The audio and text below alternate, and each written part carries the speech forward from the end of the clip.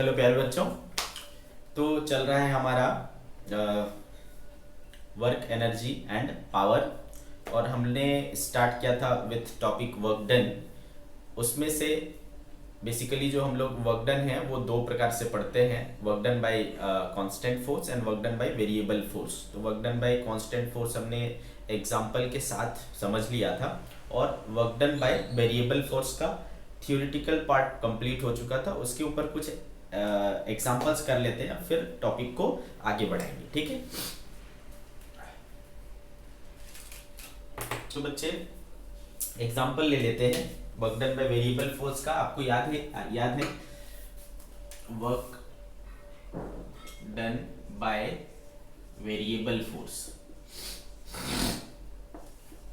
क्या आया था बच्चे? इसका फॉर्मूला था work done equal to integration F x d x, x1 से x2 तक। ठीक है, F x d x x1 से x2 तक। ठीक है, आगे बात समझ में। अगर बेटे कभी कभी मान लो आपको क्या होगा, फोर्स जो है या डिस्प्लेसमेंट जो है वो तीनों एक्सिस पर हो रहा होगा। ठीक है, अभी क्या है, ये सिर्फ x का हुआ फंक्शन, तो इसको अगर इन जनरल कहें, ये x एक्सिस पर की है। इन जनरल की बात करें तो इसको हम क्या लिख सकते हैं, integration F R D R कर सकते हैं। ठीक है, एफ आर डी आर कहाँ से कहाँ तक, R1 से R2 तक। ठीक है, ऐसा भी लिख सकते हैं। तो R जैसा कि आपको पता है, R में क्या हो जाता है बेटा, है ना, x1 R को क्या लिख सकता हूँ, वेक्टर R को लिख सकता हूँ X I cap plus Y J cap plus D J cap. अब चूंकि ये डी आर वेक्टर है तो डी आर वेक्टर में डी एक्स, ये डी वाई और ये डी जेड होगा। ठीक है, कोई दिक्कत?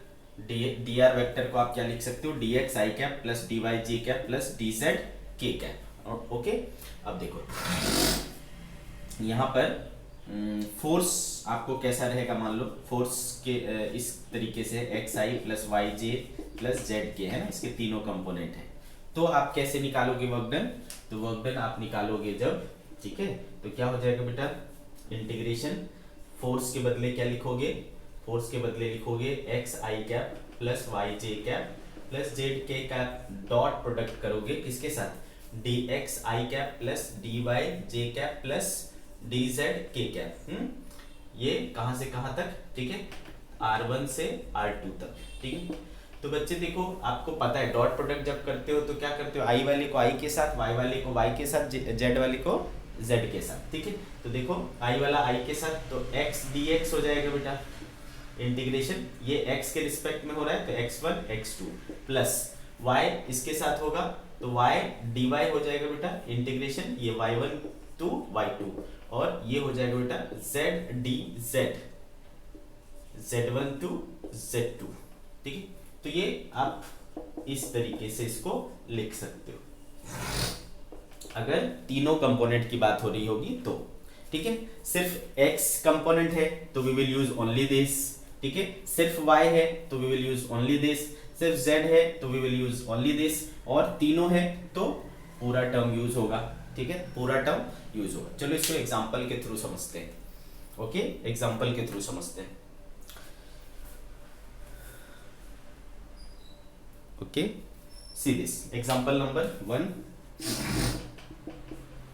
क्या कह रहा है, a force F equals to 6xi, F equal to 6xi plus 2yj plus 2yj का, और डिस्प्लेसमेंट दिखा रहा है R1 vector equal to 3i plus 8j, और R2 दिखा रहा है 5i cap minus 4j cap. ठीक है, तो क्या निकालना है आपको, वर्क डन निकालना है। ठीक है बेटा, तो R1 और R2 आप समझते हो, R1 क्या हुआ इनिशियल पोजीशन, R2 क्या हुआ फाइनल पोजीशन। ओके, तो चलो इसको सॉल्व करते हैं। तो बताओ इसमें कौन सा लगाऊं बेटा, इसमें इसके फोर्स में कौन कौन से कंपोनेंट है, x और y कंपोनेंट है ना, x और y कंपोनेंट है। तो क्या यूज होगा बेटा, इसका x और y दोनों वाला यूज होगा, है ना, x और y वाला दोनों यूज होगा, z कंपोनेंट है ही नहीं तो z नहीं होगा। ठीक है, आगे बात समझ में। तो हम यहाँ पर यूज कर लेंगे work done equals to integration x,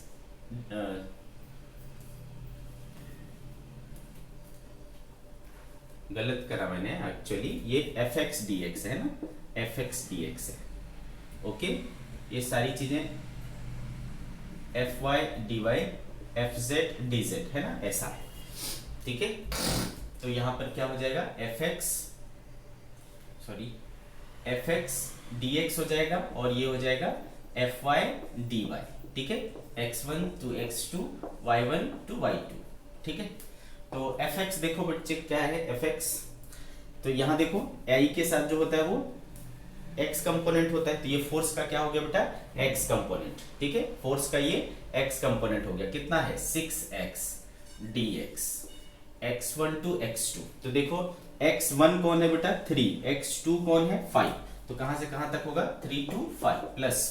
similarly fy, force का y कंपोनेंट कौन है बेटा 2y, तो ये हो जाएगा 2y dy, कहां से कहां तक देखो y कंपोनेंट 8 से -4, तो 8 टू -4 है ना, ये हो गया।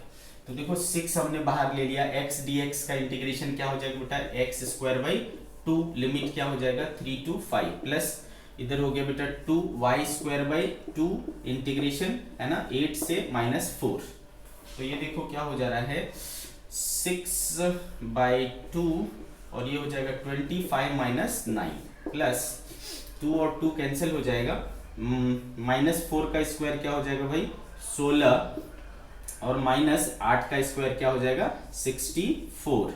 ठीक है, तो ऐसा हो गया, ये 6/2 3 हो गया, 25 - 9 क्या हो गया बेटा 16 हो गया, तो 16 इंटू 3 प्लस 16 - 64, 16 चौकी 64, तो ये कितना आ जा रहा है -48 आ रहा है क्या, आई थिंक -48 आ रहा है, और ये क्या आ रहा है +48, 48 -48 क्या हो जा रहा है 0, तो इस केस में हमें जो वर्क डन मिल रहा है वो 0 मिल रहा है। देखें क्या है आंसर इसका, वर्क डन इसका 0 आ रहा है। आगे बात समझ में, तो देखो how you have to solve this. ठीक है, तो वर्क डन का फॉर्मूला आप डिटेल में देख सकते हो, F x d x F y d y F z d z. ठीक है, F z d z. Okay bye bye.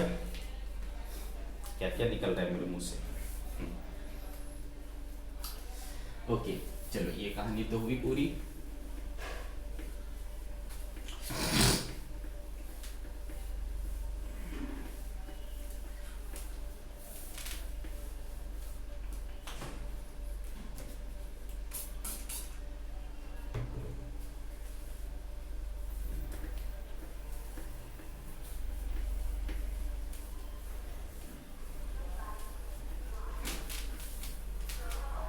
ठीक है, चलो आगे लेते हैं नेक्स्ट एग्जांपल। नेक्स्ट एग्जांपल क्या कह रहा है बेटा कि a force F equals to A plus b x. Example, एक फोर्स लिया गया बेटा A plus b x, okay, acts on a particle in x direction where A and B are constant. Find work done by this force during the displacement x1 to x2। x1 to x2 जाता है और आपसे पूछ रहा है कि work done कितना होगा। ठीक है, तो आपको पता है बेटा वर्क डन क्या होता है, ये कौन सा है f का x ही है ना, सिर्फ x पे डिपेंड कर रहा है ना ये वाला, तो वो क्या हो गया एफ एक्स कंपोनेंट हो गया। ए बी क्या है कांस्टेंट है, ए बी कांस्टेंट है, तो सिर्फ ये x पे डिपेंड कर रहा है, तो कौन सा फॉर्मूला लगेगा बेटा वर्क डन का, सिर्फ x वाला है ना, integration F x d x वाला, कहां से कहां तक x1 टू x2 तक। तो f का x कितना है बेटा, देखो a plus b x dx x1 to x2। चलो बेटा इंटीग्रेशन आपको बहुत अच्छे से आता है, तो देखो इसका इंटीग्रेशन क्या हो जाएगा a dx, इसका क्या हो जाएगा इंटीग्रेशन bx dx है ना, x1 to x2 x1 to x2। तो वर्क डन आ जाएगा आपका a x हो जाएगा बेटा, ये a x इंटीग्रेशन a को बाहर ले लो x1 टू x2, और ये b बाहर आ जाएगा, x का क्या हो जाएगा बेटा x²/2 limit x1 to x2, तो a x2 minus x1 plus b/2 x2 का स्क्वायर माइनस x1 का स्क्वायर हो जाएगा। तो हो गया बेटा A X two minus X one plus B by two, इसको A square minus B square है बेटा, तो इसको लिख सकता हूँ A minus B into A plus B, है ना, ऐसा।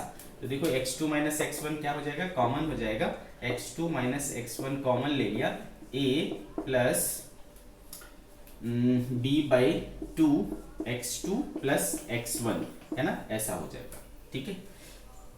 और सिंप्लीफाई करना चाहते हो तो x2 minus X one 2a plus b x2 plus x1 upon 2, ऐसा हो जाएगा, ठीक है। देखें क्या है, x2 minus X one by two time 2a plus b into x2 plus x1, correct, ठीक है। तो देखो वर्क डन आ गया हमारा। तो ये सब एग्जांपल से बेटा work done by variable force के, इसमें काफी वैरायटी के क्वेश्चंस मिल जाते हैं आपको।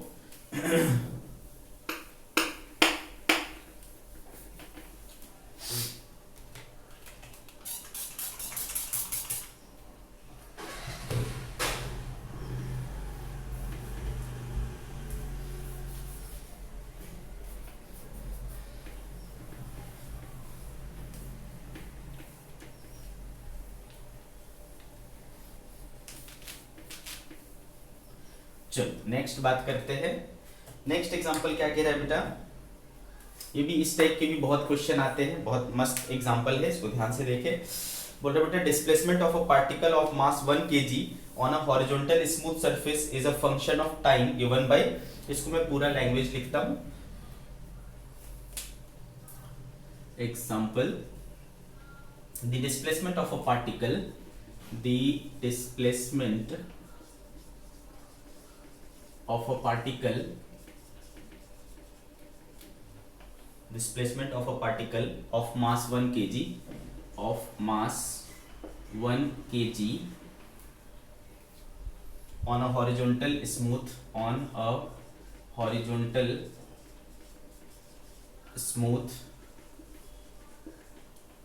horizontal smooth surface is a function of, surface is a function of time given by, time given by x equal to 1/3 t square, ठीक है, 1/3 sorry t cube, 1/3 t cube। find out work done, find out work done for the first second, for the first second, first second, ठीक है। Work done निकालना है पहले 1 second में, ठीक है। चलो बहुत ही अच्छा एग्जांपल है।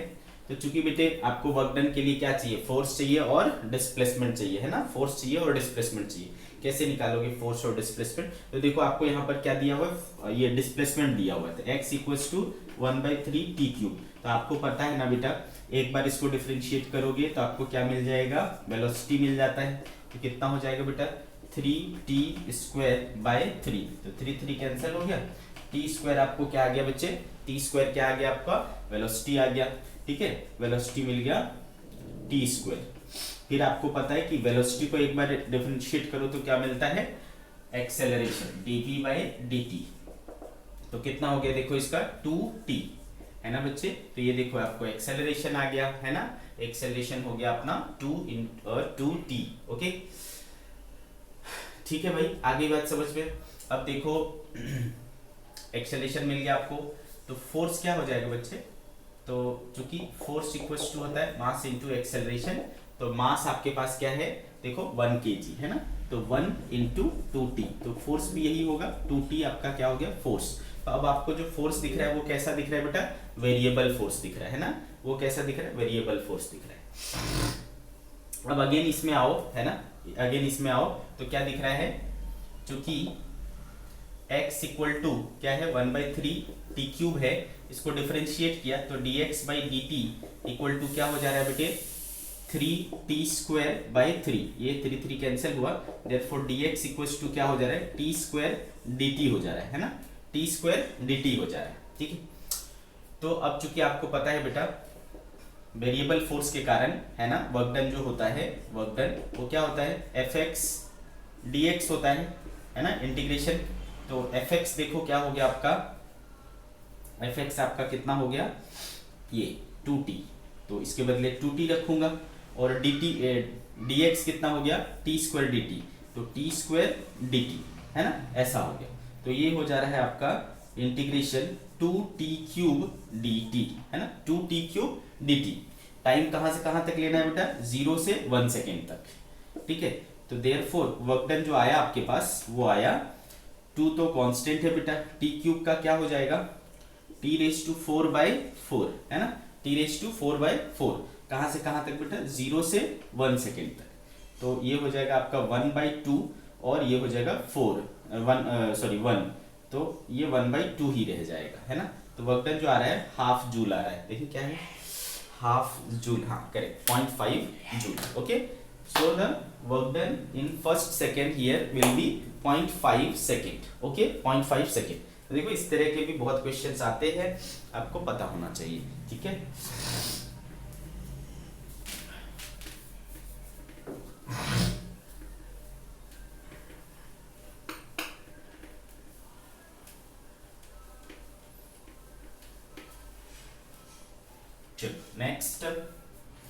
नेक्स्ट क्वेश्चन, ये भी बहुत कॉमन है, कॉमन वैरायटी का क्वेश्चन है। बोला जा रहा है बेटा कि a chain of length L, a chain of length L and mass capital M, and mass capital M is held on a frictionless table, is held on a frictionless table, frictionless table with 1/nth of its length, with 1/nth of its length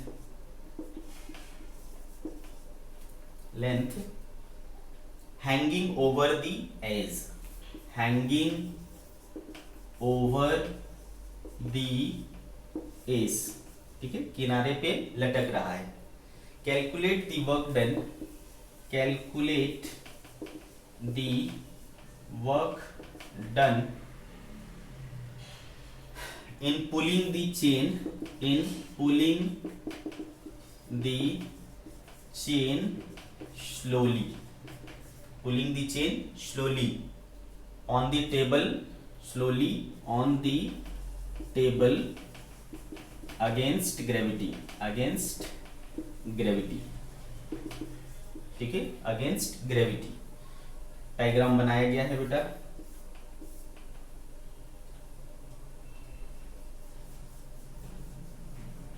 है ना, कुछ part इधर क्या हो रहा है, लटक रहा है। तो बोला कि इस इधर कौन सा पार्ट है बेटा, 1/n, टोटल लेंथ L है, तो इसका L/n पार्ट इधर लटक रहा है, ठीक है, L/n पार्ट इधर लटक रहा है। इसको क्या करना है, ऊपर की ओर खींचना है। तो वर्क डन क्या होगा, calculate the work done in pulling the chain slowly on the table against gravity, okay. Gravity के अगेंस्ट इसको खींचने में कितना वर्क डन लगेगा वो हमें निकालना है।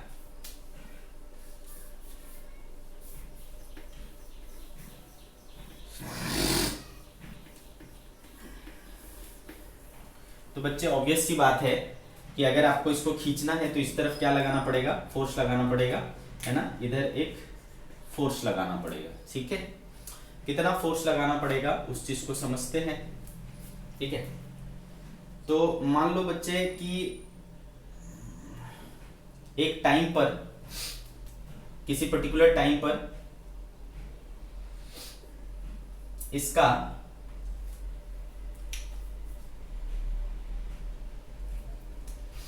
एक्स पार्ट लटक रहा है, वाई पार्ट लटक रहा है। कितना लेंथ लटक रहा है, मान लो वाई लेंथ लटक रहा है, ठीक है। तो चूंकि देखो इसका टोटल लेंथ L है और उसका टोटल मास M है और यूनिफॉर्म चेन है, तो पूरे लेंथ पर उसका मास क्या है, डिस्ट्रीब्यूटेड है, मास यूनिफॉर्मली डिस्ट्रीब्यूटेड है। तो पर यूनिट लेंथ मास क्या होगा बेटा, मान लो बोलता हूं lambda, let lambda equals to mass पर यूनिट लेंथ, मास पर यूनिट लेंथ। तो बेटा इसका टोटल मास क्या था m, टोटल लेंथ क्या था l, पर यूनिट लेंथ क्या हो गया इसका मास m बाय l हो गया, ठीक है, यानी लेमडा हो गया। तो बेटा बताओ कि y लेंथ जो है उसका मास कितना होगा। Therefore mass of hanging part, mass of hanging part right now, hanging part जो होगा वो क्या होगा, m बाय l है ना इंटू y, है ना, लेमडा इंटू वाई या m by l into y, इतना हो जाएगा उस हैंगिंग पार्ट का मास। ठीक है, क्लियर है। तो बेटा ये जो पार्ट है उसका वेट किधर लग रहा होगा, नीचे की तरफ, है ना, इतना वेट नीचे की तरफ लग रहा होगा। ठीक है, ये जो पार्ट लटक रहा है उसका वेट किधर लग रहा है, नीचे की तरफ लग रहा है, यानी m by l y into G, इतना इधर लग रहा है। ओके, तो इसमें इस स्ट्रिंग में टेंशन कितना हो जाएगा बेटा, है ना। आपको देखो क्वेश्चन में क्या बोला है, slowly pulling the chain slowly. जब आप स्लोली पुल कर रहे हो इसका मतलब कि एक्सेलरेशन नहीं हो रहा है। एक्सेलरेशन नहीं हो रहा है मतलब क्या बेटा, एक्सेलरेशन नहीं हो रहा है मतलब फोर्सेस क्या है, बैलेंस्ड है। तो इसमें टेंशन क्या होगा, इतना ही होगा। तो टेंशन, और वही टेंशन इसमें फोर्स, उतना ही फोर्स आप इसमें लगा रहे हो। तो जो फोर्स आप लगा रहे हो वो कितना हो रहा है, m by l into Y into G. ठीक है, इतना आप फोर्स लगा रहे हो। तो ऑब्वियसली दिख रहा है आपको कि जब आप इसको धीरे धीरे खींचते जाओगे तो y की वैल्यू चेंज होती जाएगी, y की वैल्यू चेंज होती जाएगी तो फोर्स क्या होता चला जाएगा, चेंज होता चला जाएगा। तो ये फोर्स जो है वेरिएबल फोर्स है। अब इस फोर्स से हमने मान लो इसको क्या किया भाई, एक छोटा सा कितना dy मूव कर दिया, है ना, dy इसको डिस्प्लेस कर दिया। ठीक है, तो dy जब हमने इसको डिस्प्लेस कर दिया तो क्या हो जाएगा बेटे, हमको पता है कि कौन सा वर्क डन का फॉर्मूला, इस बार y वाला लगाऊंगा तो इंटीग्रेशन क्या हो जाएगा बेटा, fy dy हो जाएगा। कहां से कहां तक, y1 से y2। ठीक है, तो fy कितना है, m by l y g और dy dy। अच्छा बताओ इनिशियली कितना पार्ट लटक रहा है बेटा, initially l by n part लटक रहा है। फाइनली कौन सा पार्ट लटकेगा, फाइनली पूरा ऊपर चला जाएगा, तो फाइनली जीरो, है ना। इनिशियली इतना पार्ट लटक रहा है, बाद में क्या हो जाएगा, जीरो रह जाएगा। आगे बात समझ में। तो ये हो गया आपका कहानी। तो इसमें से क्या चीजें कांस्टेंट दिख रहा है, m कांस्टेंट है, g कांस्टेंट है, l कांस्टेंट है ना। तो बचा क्या, इंटीग्रेशन y dy। ठीक है, y dy। तो ये हो गया बेटा आपका m g बाय l और इंटीग्रेशन y का क्या हो जाएगा बेटा, y स्क्वायर बाई 2 हो जाएगा। कहां से कहां तक बेटा, l बाय n से 0 तक। ठीक है, l बाय n से 0 तक। तो ये हो गया बेटा वर्क डन आपका। समझ गए बात को। अब देखो क्या करें, सिंप्लीफाई कर लो बस।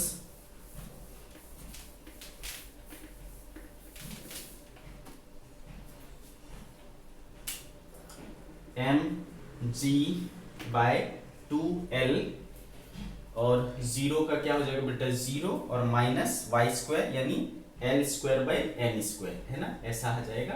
तो this is minus m g l square by 2l n square, एक l कट जाएगा बेटा, minus m g l by 2n square. ठीक है, तो वर्क डन जो आया वो आया minus m g l by 2n square. ठीक है, देखिए क्या है भाई आंसर इसका, m g l by 2n square, correct है ना, m g l by 2n square. Calculate the work done.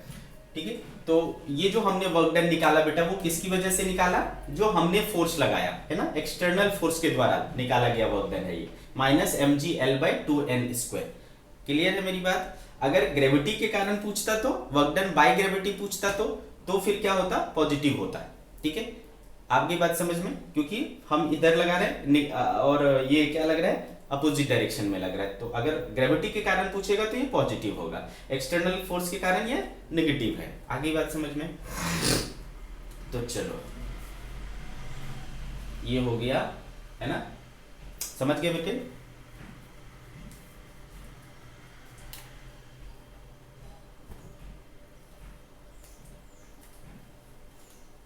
अच्छा एक चीज आपको ध्यान देना पड़ेगा, यहां पर एक चीज आपको ध्यान देना पड़ेगा। तो ये जो है बेटा, जब मैं इसको खींचूंगा तो जो y है, y का नेचर कैसा है, डिक्रीजिंग है ना, धीरे धीरे y क्या हो रहा है, डिक्रीज हो रहा है। आगे बात समझ में, धीरे धीरे y क्या है, डिक्रीज हो रहा है। तो यहाँ पर आपको y क्या लेना पड़ेगा, नेगेटिव लेना पड़ेगा। dy जो लेंगे वो नेगेटिव लेंगे, क्यों, क्योंकि वो डिक्रीज हो रहा है। समझ रहे हो क्या कह रहा हूं मैं, खींचोगे तो है ना y डिक्रीज होगा, तो यहाँ पर आप माइनस लगाना पड़ेगा आपको, ठीक है। तो ये माइनस सब जगह रहेगा, सब जगह रहेगा, सब जगह रहेगा, तो ये माइनस माइनस प्लस हो जाएगा फाइनली। तो ये वर्क डन क्या आएगा, mgl/2n²। ऐसा मैं क्यों बोल रहा हूँ बेटा, क्योंकि आपको पता है फोर्स मैं इधर लगा रहा हूँ और ये बॉडी भी फाइनली किधर जा रहा है, लेफ्ट जा रहा है, तो क्या आना चाहिए, फोर्स और डिस्प्लेसमेंट सेम डायरेक्शन में लग रहा है, तो वर्क डन क्या होना चाहिए, पॉजिटिव होना चाहिए। तो ऐसा आपको करना पड़ेगा, ठीक है बेटा। dy आपका क्या होगा, नेगेटिव होगा। समझ गए क्या बात को, क्लियर। चलो ये तो हो गई कहानी इसकी।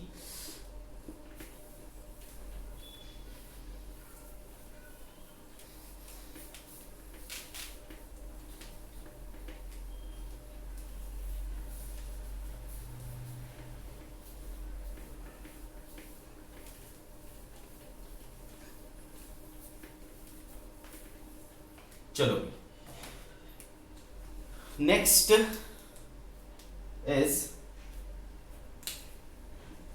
फोर्स आपको गिवन है 3x + 5 न्यूटन, 3x + 5 न्यूटन, और बोलते हैं कि डिस्प्लेसमेंट जो है वो x = 2 मीटर से लेकर के x = 4 मीटर तक करना है। वर्क डन बताओ, ठीक है। Again this is very simple. तो देखो फोर्स का क्या है बेटा, फोर्स किस पर डिपेंड कर रहा है, x पर, यानी f का x फंक्शन दिया हुआ है। तो क्या कर लोगे बेटा, f x dx वाला लग जाएगा बच्चे, है ना, वर्क डन का फॉर्मूला। तो इंटीग्रेशन f(x) कितना है, 3x + 5 और dx कहां से कहां तक बेटा, 2 to 4। तो बहुत सिंपल है ना। तो पहले आप क्या करोगे, 3x dx को इंटीग्रेट करोगे 2 to 4, फिर आप 5 को इंटीग्रेट करोगे 2 to 4, ठीक है। तो इसका क्या हो जाएगा बेटा, 3 बाहर हो जाएगा, x dx 2 to 4 प्लस 5 बाहर आ जाएगा, dx 2 to 4, ठीक है। तो 3 इसका क्या हो जाएगा बेटा, x²/2 2 to 4 प्लस 5 है ना, x 2 to 4। तो 3/2, 4 चौके 16 माइनस 2 दूनी 4 प्लस 5 4 - 2, ओके। तो 3/2 और 16 - 4 क्या हो गया बेटा, 12, 2 6 12 और प्लस 5 4 - 2 2, ठीक है। तो 3 6 18 प्लस 10 है ना, यहाँ क्या हो जा रहा है, 28 जूल, ठीक है। तो यहाँ पर जो टोटल वर्क डन होगा 28 जूल होगा, करेक्ट, ओके, 28 जूल। सिंपल है। अच्छा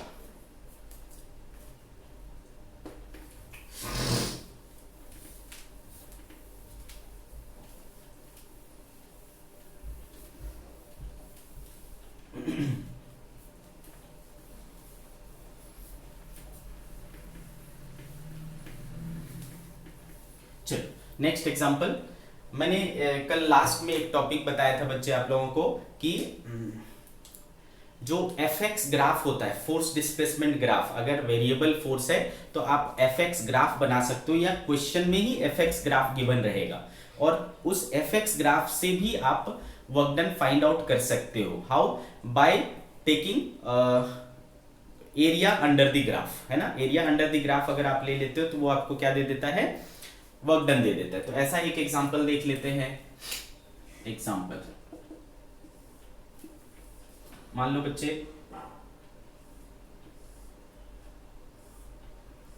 ठीक है, इस तरीके का एक ग्राफ है, सपोज ये 0 है, ये 50 है, ये 2 4 6 8 10 और ये -50, ठीक है। इधर क्या है बेटा, फोर्स है न्यूटन में और इधर डिस्प्लेसमेंट है मीटर में, ठीक है।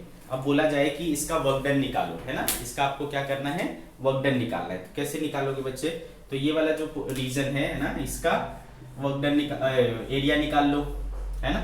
ये जो ऊपर है बेटा, इधर क्या है, फोर्स पॉजिटिव है, डिस्प्लेसमेंट भी क्या है, पॉजिटिव है, तो ये जो वर्क डन मिलेगा वो क्या मिलेगा, पॉजिटिव वर्क डन मिलेगा।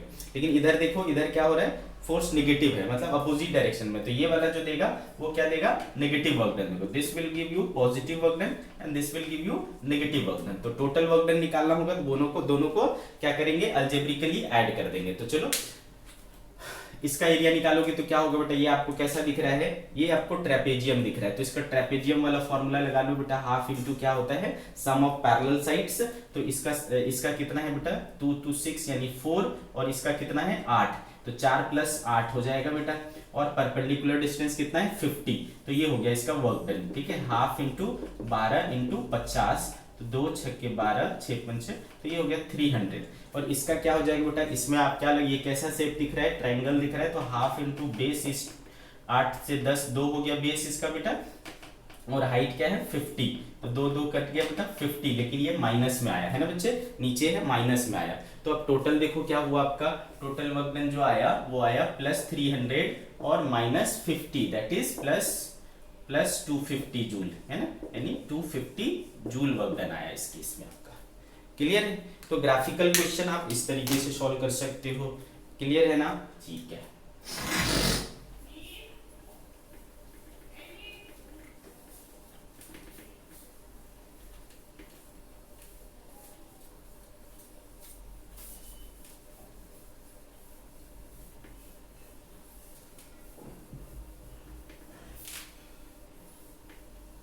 चलो आगे बढ़ता हूं।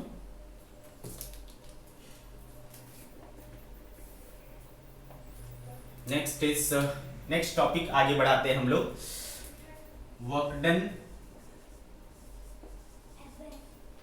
By gravity. Work done by gravity, ठीक है, क्या लिख रहा हूं मैं, वर्क डन बाय ग्रेविटी। दो चीजें हो सकती है, वर्क डन बाय ग्रेविटी या वर्क डन अगेंस्ट ग्रेविटी। ठीक है, वर्क डन बाय ग्रेविटी या वर्क डन अगेंस्ट ग्रेविटी। ठीक है, तो देखना है आपको क्या करना है। जब वर्क डन बाय ग्रेविटी बोले तो आपका जो फोर्स ऑफ इंटरेस्ट है वो कौन सा होगा, ग्रेविटेशनल फोर्स यानी वेट, और अगर वर्क डन अगेंस्ट ग्रेविटी बोलेगा तो उसके अपोजिट में, मतलब जो उसके वेट को बैलेंस करके चल रहा है उस फोर्स के बारे में बात हो रही है। तो अभी बात हो रही वर्क डन बाय ग्रेविटी की। तो सपोज बेटे कि ये फ्लोर है ना, और उस फ्लोर पर एक ब्लॉक रखा हुआ है जिसका मास m है। तो आपको अच्छे से पता है इसका वेट नीचे की ओर लगेगा mg, है ना। अब मैं क्या करता हूँ, किसी तरीके से इसको उठाता हूँ, ठीक है, और इसको उठा दिया कितने हाइट तक, h हाइट तक उठा दिया, ठीक है, h हाइट तक इसको उठाया। तो आप क्या देख पा रहे हो बेटा, अभी मैं क्या कर रहा हूं, अपवर्ड जर्नी, है ना, अपवर्ड जर्नी हो रहा है। तो अपवर्ड जर्नी में डिस्प्लेसमेंट किधर हो रहा है बेटा, ऊपर की तरफ, बट वेट का डायरेक्शन किधर है, नीचे की तरफ। ठीक है, तो वेट है ना जो कि ग्रेविटी है, तो ग्रेविटी का डायरेक्शन डाउनवर्ड है और डिस्प्लेसमेंट अपवर्ड हो रहा है, तो दोनों अपोजिट डायरेक्शन में हो रहे हैं बेटा, तो वर्क डन क्या होगा, नेगेटिव वर्क डन होगा। ठीक है, तो इस कंडीशन में वर्क डन बाय ग्रेविटी जो होगा, वर्क डन बाय ग्रेविटी जो होगा वो क्या होगा बेटा, नेगेटिव वर्क डन होगा। ठीक है, अब फोर्स कौन है मेरा, ये है mg, और डिस्प्लेसमेंट हमने कितना किया, h, तो -mgh हो गया, समझ गए बेटा, -mgh। ठीक है, वर्क डन बाय ग्रेविटी कब, जब अपवर्ड जाएंगे, ऊपर जाएंगे तो वर्क डन कैसा होगा, ग्रेविटी के द्वारा नेगेटिव वर्क डन। ठीक है, अब डाउनवर्ड में जब यहां से मान लो इसको हमने क्या किया बेटा, छोड़ा, तो वेट नीचे लग रहा है mg, और यहां से ये गया नीचे तक, यहां तक। ठीक है, आगे बात समझ में, इसको धीरे धीरे मैंने यहाँ नीचे लाया।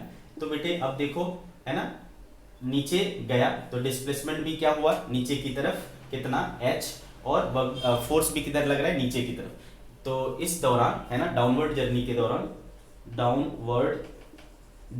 दौरान, है ना, दोनों चीज क्या हो रहा है, सेम डायरेक्शन में, डिस्प्लेसमेंट एंड फोर्स दोनों सेम डायरेक्शन में लग रहा है। दैट टाइम, है ना, क्या होगा, फोर्स पॉजिटिव होगा, तो वर्क डन बाय ग्रेविटी अभी जो होगा वो होगा +mgh।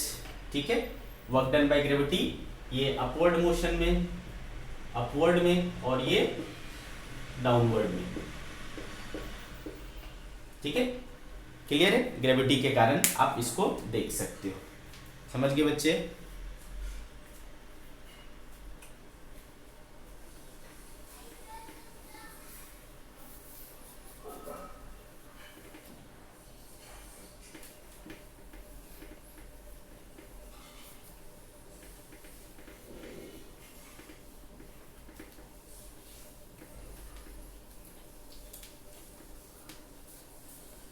ओके, इस पर कोई एग्जांपल मिल जाए तो नो, हाँ है बेटा, चलो इसके ऊपर देखते हैं work example.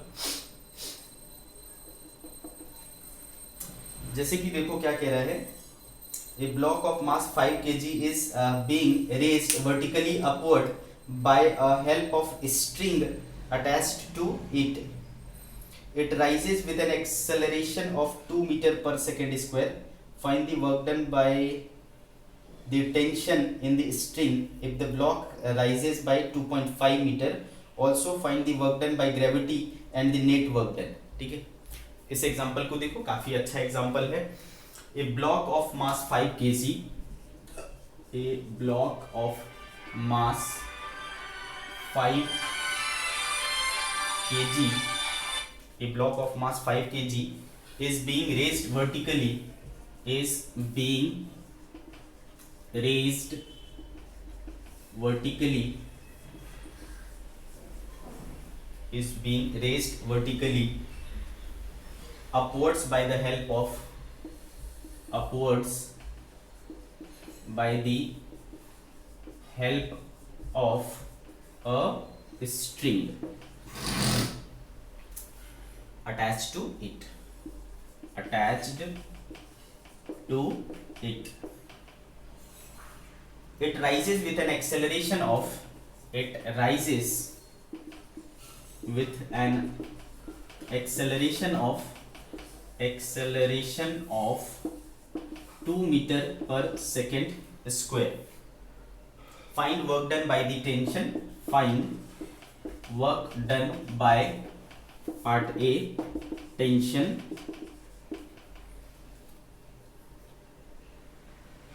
in the string, by the tension when it rises 2.5 metre. Second part बोल रहा है आपसे, also find work done by the gravity, work done by gravity.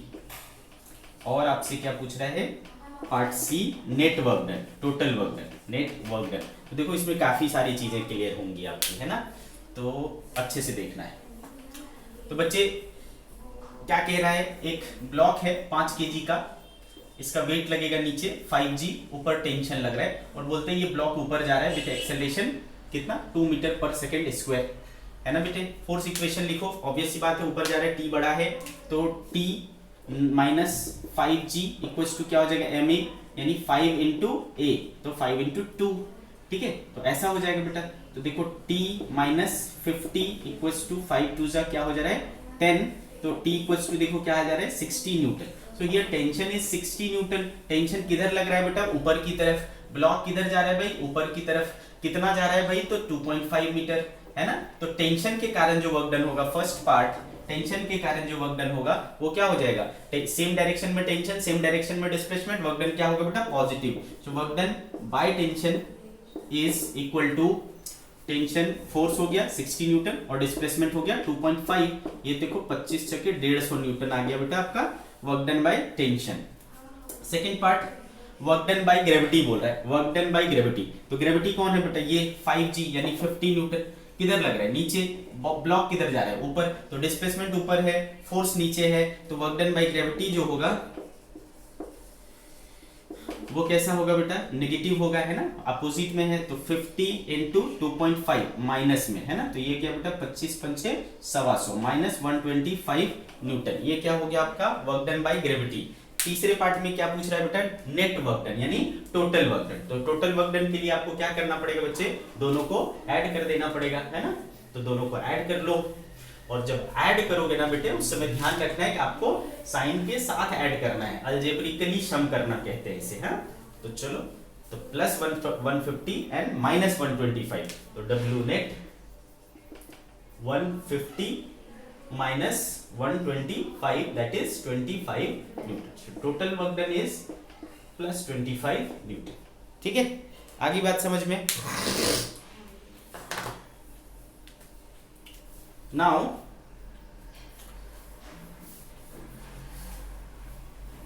हम बारी बारी से बेसिकली क्या कर रहे हैं बेटा, डिफरेंट टाइप ऑफ फोर्सेस के कारण, है ना, वर्क डन देख रहे हैं। तो अभी हमने ग्रेविटी के कारण देख लिया, अब हम लोग बात करेंगे वर्क डन बाय फ्रिक्शन।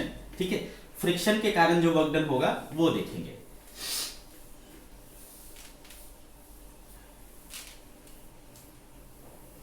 ठीक है, वर्क डन बाय फ्रिक्शन। अब फ्रिक्शन में आपको पता है दो टाइप के होते हैं, काइनेटिक और स्टैटिक। तो अभी हम बात कर रहे हैं स्टैटिक फ्रिक्शन के बारे में। तो work done by static friction, work done by static friction क्या होता है? Work done by static friction. तो बेटे इसमें अपन क्या करेंगे, एक एक केस लेकर के समझेंगे। केस 1, मान लो एक सरफेस है और वहां पर हमने एक ब्लॉक रखा। ठीक है बेटा, मैं क्या कर रहा हूं, इधर से फोर्स लगा रहा हूं और इस फोर्स के लगाने से लगाऊंगा तो ये ब्लॉक किधर जाना चाहेगा, इस तरफ। तो इस पर फ्रिक्शन क्या लगेगा बेटा, इस तरफ। अब आपको पता है कि स्टैटिक फ्रिक्शन कब तक लगता है बेटा, जब तक बॉडी चला नहीं है। तो बॉडी क्या है, रेस्ट में है, बॉडी इज एट रेस्ट। तो फ्रिक्शन कौन सा लगेगा बेटा, स्टैटिक फ्रिक्शन, है ना। ये क्या लगेगा, स्टैटिक लगेगा। और स्टैटिक क्यों, क्योंकि ब्लॉक अभी चला नहीं है, ब्लॉक चला ही नहीं। तो आप सोचो इसके कारण फ्रिक्शन वर्क डन क्या होगा, वर्क डन क्या होगा बेटा, वर्क डन क्या होता है, किसके कारण निकाल रहा हूं, स्टैटिक फ्रिक्शन के कारण। तो Fs है ना, फोर्स इनटू डिस्प्लेसमेंट। तो डिस्प्लेसमेंट यहां पर क्या है बेटा, बॉडी तो रेस्ट में ही, बॉडी चला ही नहीं, तो डिस्प्लेसमेंट क्या होगा, जीरो। तो वर्क डन क्या होगा बेटा, जीरो। तो work done by static force जो आया अभी के कंडीशन, अभी के केस में वो क्या आया, जीरो आया। ठीक है, work done by static force कितना आया, जीरो आया। एक केस समझ में आया आपको, ठीक है, वेरी गुड। नाउ व्हाट, अब मैं ले रहा हूं केस 2। केस 2, अब देखना, मान लो ये ब्लॉक है, सरफेस है, स्मूथ सरफेस है, स्मूथ। ये क्या था, रफ था। ये क्या है, फ्रिक्शनलेस है। इस पर हमने एक ब्लॉक रखा और इस पर एक और ब्लॉक रखा। ठीक है, ऐसा आपने बहुत सारा केस देखा है बेटा, है ना, ऐसे हमने बहुत सारे एग्जांपल्स दिए। तो ये एक ब्लॉक है ए, ये मान लो दूसरा ब्लॉक है बी। ओके, अगर मैं इस पे फोर्स लगाऊंगा, ध्यान से देखना, अगर मैं इस पे फोर्स लगाऊंगा तो ये पूरा सिस्टम क्या होगा, आगे बढ़ेगा। ये पूरा सिस्टम क्या होगा, आगे बढ़ेगा। ठीक है ना, जब ये आगे बढ़ेगा तो ये क्या चाहेगा बेटा, पीछे की ओर जाना। इसकी टेंडेंसी क्या होगी, पीछे की ओर जाने की होगी। तो इस पर फ्रिक्शन किधर लगेगा, इस तरफ, इस तरफ फ्रिक्शन लगेगा। कौन सा वाला, स्टैटिक फ्रिक्शन। इसके रिएक्शन के तौर पर इस पर फ्रिक्शन किधर लगेगा, इस तरफ लगेगा। ओके, और ये दोनों बॉडी जो है वो क्या हो रहा है, एक साथ आगे बढ़ रहा है ना, मूव्स टुगेदर। ठीक है, क्या हो रहा है, टुगेदर मूव हो रहा है। याद है ना, ऐसे बहुत सारे केसेस पढ़े। तो एक साथ ये मूव कर रहा है, इस पर फ्रिक्शन इधर लग रहा है, इस पर फ्रिक्शन इधर लग रहा है। तो एज अ होल ये पूरा सिस्टम क्या हो रहा है बेटा, मूव हो रहा है। एज अ होल पूरा सिस्टम मूव कर रहा है। मान लो कितना मूव कर गया बेटा, डी मूव कर गया, है ना। मान लो कितना मूव कर गया, डी मूव कर गया। तो ये मूव किया तो ये भी मूव किया भाई उतना ही। अगर ये डी मूव किया तो ये भी डी मूव किया। आगे बात समझ में।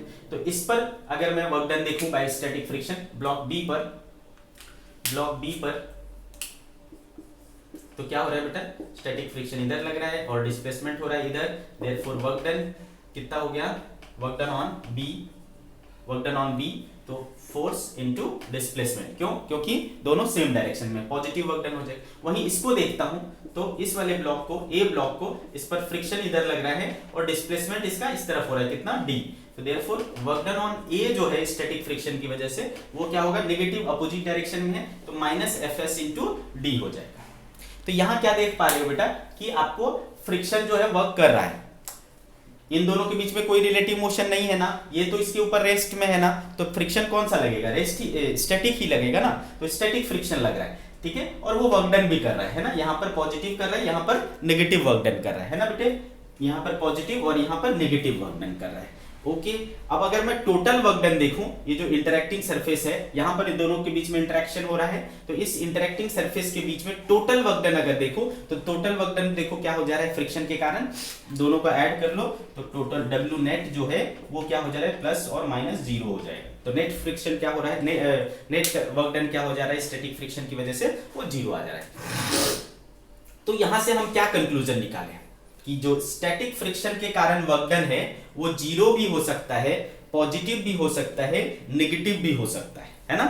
Work done by static friction can be zero, positive और नेगेटिव, बट ठीक है, total work done by the static friction, net work done by the static friction at any interacting surfaces will always be zero. ठीक है, देखो net force, net work done जो है यहां पर भी जीरो आया, नेट वर्क डन यहां पर भी क्या होगा, जीरो ही होगा, है ना।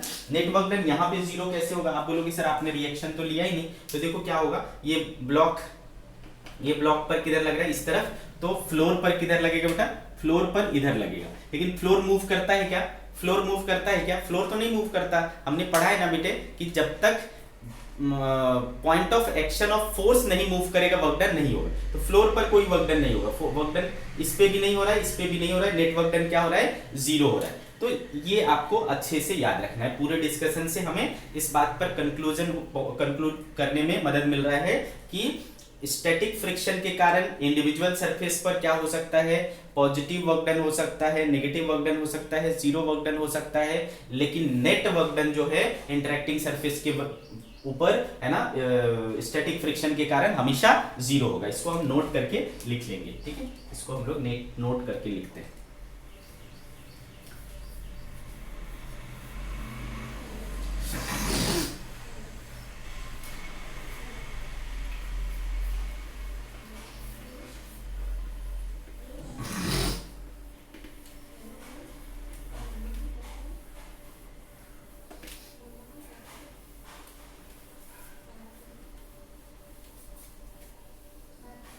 ठीक है, चलो इसको समझते हैं क्या हो रहा है। नोट लिखने वाले थे ना, note, work done by static friction can be zero, positive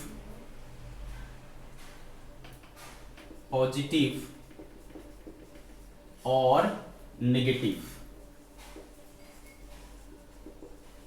but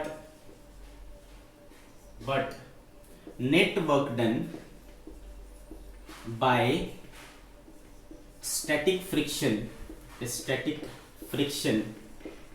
at any interacting surfaces will always be zero. ठीक है, ये हमेशा क्या रहेगा, जीरो रहेगा। आगे कहानी समझ में आपको, ओके बच्चों। तो चलो इसके आगे का जो पार्ट है वो हम लोग नेक्स्ट लेक्चर में कवर करेंगे, यानी काइनेटिक फ्रिक्शन के कारण जो वर्क डन है वो हम लोग नेक्स्ट लेक्चर में कवर करेंगे। ओके बच्चों, बाय बाय।